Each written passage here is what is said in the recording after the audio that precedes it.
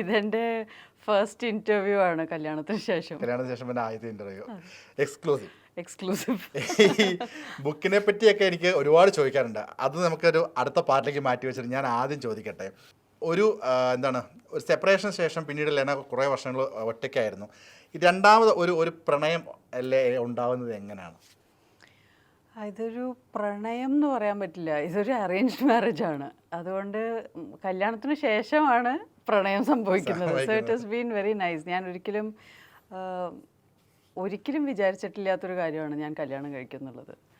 പക്ഷേ ഈ പറഞ്ഞ പോലെ ഈ ബുക്ക് തന്നെയാണ് എൻ്റെ കംപ്ലീറ്റ് ലൈഫിലെ ട്രജക്ടറി മാറ്റിയത്. ഈ ബുക്കിൻ്റെ ഇൻ്റർവ്യൂ ആക്ച്വലി യൂട്യൂബിൽ ഞാൻ ഒരു ഇൻ്റർവ്യൂ കൊടുത്തത് ഭയങ്കര വൈറലായി പ്രശ്നം ആയല്ലോ, എല്ലായിടത്തും ഭയങ്കര ചർച്ചാ വിഷയമായപ്പോൾ. അതുകൊണ്ടുണ്ടായ ഗുണം എന്താണെന്ന് വെച്ചാൽ, സാധാരണ സിനിമ ആക്ടേഴ്സിൻ്റെയും ആക്ട്രസസിൻ്റെയും ഇൻ്റർവ്യൂസ് കാണാത്ത ആൾക്കാർ അവർ ഈ ബഹളം കാരണം ഇത് ശ്രദ്ധിച്ചു. അതിലൊരാളാണ് നമ്മുടെ astronaut group captain Prashanth Balakrishnan Nair. ഇത് കാണുന്നു, ആ കണ്ട സംസാരം കണ്ട് ദിസ് ഇസ് ദ പേഴ്സൺ എന്ന് പറഞ്ഞ് പിന്നെ എൻ്റെ നമ്പർ തേടിയെടുക്കുന്നു, എന്നെ കോൺടാക്ട് ചെയ്യുന്നു, മെസ്സേജ് ചെയ്യുന്നു, ഞങ്ങൾ സംസാരിക്കുന്നു, വീട്ടുകാർ സംസാരിക്കുന്നു, കല്യാണം നടക്കുന്നു. ഇത്ര പെട്ടെന്നായിരുന്നു എല്ലാം. അപ്പം അദ്ദേഹത്തിന് എന്താണ് അതിൽ കണക്ട് ആയത്? കാരണം നോർമലി അവർക്കൊന്നും ഒരു സിനിമ ഇന്റർവ്യൂസ് കാണാനുള്ള സമയമോ താല്പര്യമോ ഒന്നും ഇല്ലാത്ത ആളുകളായിരിക്കും. അവർ വേറെ ലെവലിൽ ചിന്തിക്കുന്ന, അവരുടെ ലൈഫ് കൊണ്ടുപോകുന്ന മനുഷ്യരാണ്. അപ്പം ഈ ഒരു ടോപ്പിക്ക് വരുന്നു, ലെനയെ കോണ്ടാക്ട് ചെയ്യാൻ ശ്രമിക്കുന്നു. അപ്പോൾ ഇതിൽ എന്തായിരിക്കും അദ്ദേഹത്തിന് കണക്ട് ആയത്? ഏറ്റവും കണക്ട് ആയത് ആ സ്പിരിച്വൽ അണ്ടർസ്റ്റാൻഡിങ്. സ്പിരിച്വാലിറ്റി പറഞ്ഞത് ഇമ്മീഡിയറ്റ്ലി കണക്റ്റായി. അതല്ലാതെ തന്നെ എനിക്ക് തോന്നുന്നു ആൾ വളരെ സ്പിരിച്വൽ ആയിട്ടുള്ളൊരു പേഴ്സണാണ്.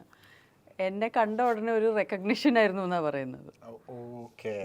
ഇതാണ് ആള് എന്ന് പറയുന്ന പോലത്തെ ഒരു റെക്കഗ്നിഷൻ. തിരിച്ചില്ല അങ്ങനെ തോന്നിയത്? ഞങ്ങൾ സംസാരിച്ച് തുടങ്ങിയ ഉടനെ എനിക്ക് എന്തോ ഒരു അതായത് ഇത്രയും കാലമായിട്ട് ഒരിക്കലും തോന്നാത്ത ഒരു സ്പാർക്ക് ഉണ്ടായി. It's like made for each other എന്ന് പറയുന്ന ഒരു സിറ്റുവേഷനാണ്. തീർച്ചയായിട്ടും എനിക്ക് തോന്നുന്നു ഗഗൻയാൻ ദൗത്യത്തിലെ ഏക മലയാളിയാണ് അദ്ദേഹം, അല്ലേ? ഈ സിനിമയിൽ നിന്നും മാറി നമുക്ക് അവിടെയാണ് ഇപ്പം സെറ്റിൽ ചെയ്തേക്കണം, US-ലാണ് സെറ്റിൽ ചെയ്തിരിക്കുന്നതല്ല. നമ്മളിപ്പോൾ അവിടെ US-ൽ ഇവരുടെ ട്രെയിനിങ് പീരിയഡിൽ US-ലാണ് താമസിക്കുന്നത്. നാസയുടെ തൊട്ടടുത്താണ് താമസിച്ചിരുന്നത്, ഹ്യൂസ്റ്റണിൽ. അവർക്ക് നാസയിലും സ്പേസ് എക്സിലെ ട്രെയിനിങ് ഉണ്ടായിരുന്നു. അങ്ങനെയാണ് അവിടെ. അതുകൊണ്ടാണ് അവിടെ. ഞാനിപ്പോൾ തിരിച്ചിവിടെ എത്തി, തിരിച്ച് സിനിമയിൽ അഭിനയിച്ചു കഴിഞ്ഞു. ഇപ്പോൾ ജീത്തു ജോസഫ് സാറിൻ്റെ വലതുവശത്തെ കള്ളനിൽ അഭിനയിച്ച് കഴിഞ്ഞേ ഉള്ളൂ. ഞാൻ എപ്പോഴും കോണ്ടാക്ട് ചെയ്യുമ്പോൾ എപ്പോഴും US-ലാണല്ലോ, അതാണ് മിക്കവാറും അങ്ങോട്ട് മാറി കാണും. ഇല്ല, നമ്മൾ ഈ ട്രെയിനിങ് പീരിയഡിൽ അവിടെയായിരുന്നു. ഈ എനിക്ക് തോന്നുന്നു ഇതുവരെ കാണാത്തൊരു മേഖലയാണ് നാസ, അല്ലെങ്കിൽ ഈ സ്പേസ് കണക്ട് ചെയ്തിട്ടുള്ള ഒരു ഏരിയയിലാണ് പാർട്ട്ണർ ഉള്ളത്. അപ്പോൾ ഈ ലെന നേരെ ഓപ്പോസിറ്റ് സിനിമ, അതിൻ്റെ ഒരു ഗ്ലാമർ വശത്താണ് ലെന നിൽക്കുന്നത്. ഇതെങ്ങനെ ഈ ഒരു ബാലൻസിങ് അവിടെ സംഭവിച്ചു പോകുന്നത്? എനിക്ക് തോന്നുന്നു ഞങ്ങളൊരു പവർ കപ്പിളാണ് ഇപ്പോൾ. Because you have an astronaut and an actress, fighter pilot astronaut, ഒരു ആക്ട്രസ് ഓത്തർ. അപ്പോൾ ആ ഒരു കോംബോ വളരെ എന്താ പറയുക, ഞങ്ങൾക്ക് തന്നെ ഒരു പവർ കപ്പിൾ ഫീലിംഗ് ആണ്.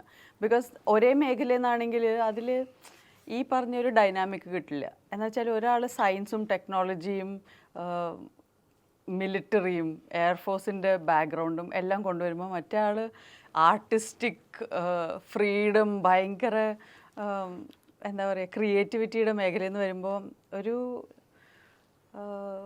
കുറച്ചും കൂടെ ഹോൾനെസ് വരുന്നുണ്ട് എല്ലാത്തിനും.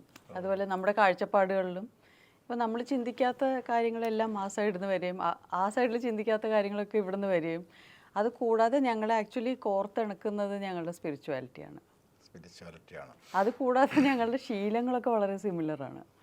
പണ്ട് മുതലേ ഉള്ള ശീലങ്ങൾ, എനിക്ക് കുറേ എല്ലാവർക്കും ഇല്ലാത്ത ശീലങ്ങളുണ്ട്. എന്ന് വെച്ചാൽ 5:30-ക്കും 6 മണിക്കും ഇടയിൽ ഡിന്നർ കഴിക്കുക വൈകിട്ട്. അത് ഇവിടെ ഞാൻ വേറെ ആരെയും കണ്ടിട്ടില്ല, ഞാൻ കണ്ടിട്ടില്ല.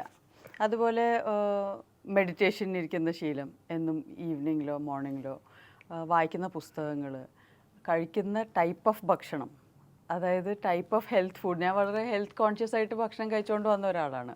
അപ്പോൾ കഴിക്കുന്ന കുറേ സാധനങ്ങളുണ്ട്. ഇപ്പോൾ ബക്ക്വീറ്റ് ആണോ കീനുവ ആണോ, അങ്ങനത്തെ കുറച്ച് റെയർ എല്ലാവരും കഴിക്കാത്ത കുറേ സാധനങ്ങളുണ്ട്. അതുപോലെ തന്നെ ഒരു 9-9:30 ആകുമ്പോൾ കിടന്നുറങ്ങുക രാത്രി. ഇത്രയും ശീലങ്ങളുള്ള വേറെ ആരും എനിക്ക് പരിചയമില്ല. ഞങ്ങൾ മീറ്റ് ചെയ്യുമ്പോഴേ ഞങ്ങൾ രണ്ടുപേരുടെയും എക്സാക്ട് ശീലങ്ങൾ ഇത് തന്നെയാണ്, സെയിം ആണ്. എന്നുവെച്ചാൽ ഒരു അഡ്ജസ്റ്റ്മെന്റും ആവശ്യമില്ല. അതാണ് ഞാൻ പറയുന്നത്. എന്ന് വെച്ചാൽ ഞാൻ ഒരിക്കലും കല്യാണം കഴിക്കാൻ ഉദ്ദേശിച്ചിട്ടില്ലാത്ത ഒരാളായിരുന്നു. അപ്പൊ കൊണ്ട് കറക്റ്റായിട്ട് വെക്കുന്ന പോലെ എന്താ ഒരു കോംപ്രമൈസോ അഡ്ജസ്റ്റ്മെന്റോ ആവശ്യമില്ലാത്ത വിധത്തിൽ എക്സാക്ട്ലി ഇങ്ങനെ ക്ലിക്ക് ആവുന്ന ഒരു ഫിറ്റിംഗ് ആണ്. അത് കൊള്ളാം. ഈ എനിക്ക് തോന്നുന്നു ഒരു 27-ാം തീയതിയാണ് ഈ പ്രധാനമന്ത്രി നരേന്ദ്രമോദിയുടെ അടുത്തുനിന്ന് ഉള്ള ഒരു അപ്പം ആ ഒരു വീഡിയോ പോസ്റ്റ് ചെയ്തിട്ടാണ് ഞങ്ങൾ കഴിഞ്ഞ മാസം വിവാഹിതരായെന്ന് ഞങ്ങൾ അറിയിക്കുന്നു എന്നുള്ളത്. ഇത് ആ ഒരു മൊമെന്റിന് വേണ്ടിയിട്ട് കാത്തിരുന്നതാണ്. അത് എന്തുകൊണ്ടാണ് പുറത്ത് നമുക്ക് പറയാൻ പാടില്ലായിരുന്നു? എന്ന് വെച്ചാൽ ഇവരുടെ ലൈഫ് വളരെ കോൺഫിഡൻഷ്യലാണ്. അത് ഒന്ന് ഞാൻ സെലിബ്രിറ്റി ആയതുകൊണ്ട്, ഞാനിത് അവർ ആസ്ട്രോനോട്ട് എന്നുള്ളത് അനൗൺസ് ചെയ്തിട്ടില്ലല്ലോ. അപ്പോൾ ഞാൻ കല്യാണം കഴിച്ച ആളെന്ന് പറഞ്ഞാൽ മീഡിയ അന്വേഷിക്കും ആരാണ് അയാൾ. എനിക്കൊന്നും പറയാൻ പറ്റില്ല. ബിക്കോസ് ഈ അനൗൺസ്മെൻറ്റ് പ്രൈം മിനിസ്റ്ററിൻ്റെ ഓഫീസിൽ നിന്ന് മാത്രമേ വരാൻ പാടുള്ളൂ. ഓ, അങ്ങനെയുണ്ടല്ലേ? അതെ, ബിക്കോസ് നമ്മൾ വേറെ ഓൾറെഡി അറിയാൻ പാടില്ലല്ലോ. അതൊരു അനൗൺസ്മെൻ്റ് അല്ലേ. പ്രൈം മിനിസ്റ്റർ വിങ്സ് പ്രസൻറ്റ് ചെയ്യുന്നു. ആദ്യമായിട്ട് ഇന്ത്യയിലെ ആസ്ട്രോനോട്ട്സിനെ റിവീൽ ചെയ്യാണ്. ഒരു ലോഞ്ച് സെറിമണി അല്ലേ. അതിനെക്കുറിച്ച് നമ്മൾ നേരത്തെ പറയാൻ പാടില്ല. അതുകൊണ്ട് അത്രയും ക്വയറ്റ് ആവേണ്ട വന്നു. അതേ സമയത്ത് ഈ പർട്ടിക്കുലർ ഫംഗ്ഷനിൽ ഞാൻ പങ്കെടുക്കണമെന്ന് ആഗ്രഹമുള്ളതുകൊണ്ടാണ് കല്യാണം നേരത്തെ ആക്കിയത്. അല്ലാതെ നമുക്ക് നമ്മുടെ ഫ്രണ്ട്സിനെയൊക്കെ കൊണ്ടുപോകാൻ പറ്റുന്നൊരു ഫംഗ്ഷൻ അല്ല.